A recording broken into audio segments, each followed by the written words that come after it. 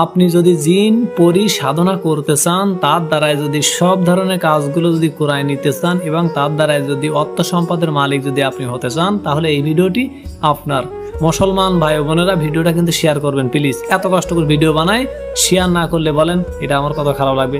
এত কষ্ট করে আপনাদের ভালো ভালো টিপগুলো শিক্ষা দেই যে আপনারা শেখেন, ভালো ভালো কাজগুলি করেন। পরিসাধনা করলে কি হয় জানেন?